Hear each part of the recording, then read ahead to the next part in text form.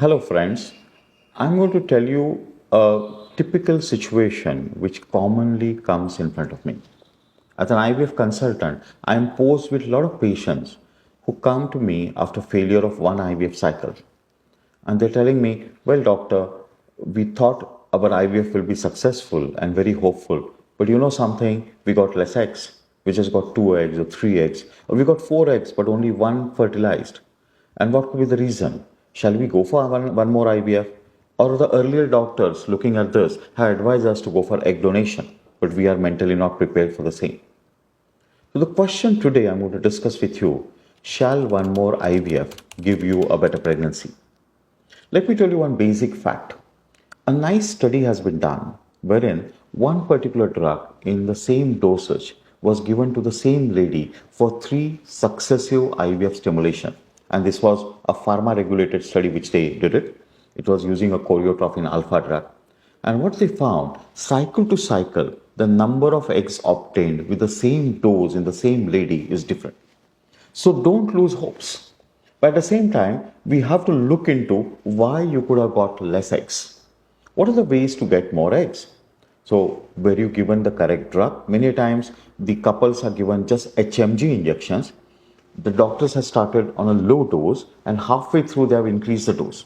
Whenever there is a halfway through increase or step up in the dosing schedule, you are bound to have asynchrony of eggs. So few eggs will be 20 millimeters and few eggs will be 16 millimeters. And there will be a discrepancy in the number of eggs seen and the number of eggs actually obtained. So a correct dose must be started right at the beginning. The second is what kind of medicine was used. Whenever you use urinary HMG preparations which are not highly purified, they have low FSH drive and the stimulation of the egg suffers. Because of that, you get less number of eggs.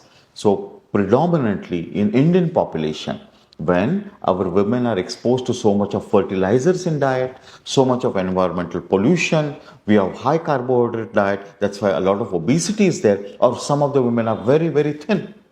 All these women need a good FSH support. Not only that, an increased stress level because of infertility also needs a push with a good drug. And that good FSH support can only come to you when you use recombinant FSH like Gonal-F. So commonly in my practice, I give a combination of Gonal-F and Menopure so as to have the optimum results. Secondly, how's the stimulation given for adequate days? Many a times, the stimulation could have been just given for 9 days and 10 days and a decision is taken. So an adequate 11-12 day stimulation or extending the stimulation by one more day, there is enough evidence to say that you get 1 or 2 more eggs. So all these precautions are very, very important.